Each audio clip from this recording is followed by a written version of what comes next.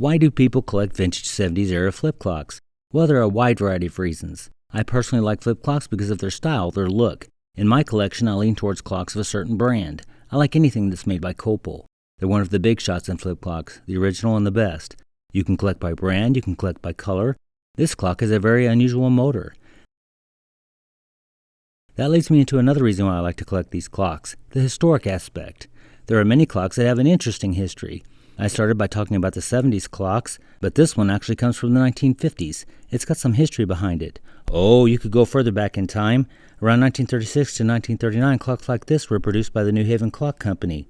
Go back even farther and we find that from 1904 to 1917 or so, flip clocks look like this. Another reason to collect might be because you like clocks that appear on TV or in the movies. Many people know about the famous Groundhog Day flip clock, but you may not have known that this clock appeared in a movie with Nicolas Cage.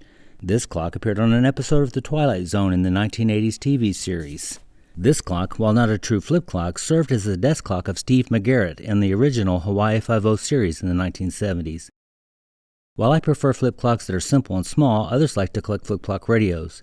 This Sony was touted as the first digital clock radio by Sony for many years until I realized that it wasn't. But you can still find that claim on the Internet Archive. Even so, it was the first flip clock radio in the world. Flip clocks come in all sizes. This giant here meets my criteria of being a Copal, being a flip clock only, and also of being a movie flip clock. Believe it or not, in the first Back to the Future movie, it appeared for a few seconds as one of Doc Brown's clocks. Some people might presume that flip clocks are powered by plugging into an electrical outlet. Many are, except when they're not. This is a very famous and historic clock, the Italian-made Cifra 3. It's powered by 2D batteries. This is a wind-up clock branded Bradley.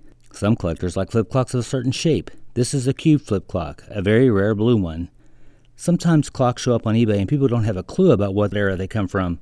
This beautiful Howard Miller may resemble a clock from the 1930s, but it was first advertised in 1967.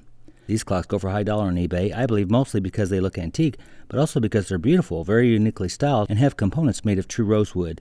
Some people are starting out just like I did and buying basically everything that moves, or everything that flips. I would recommend that you not do that.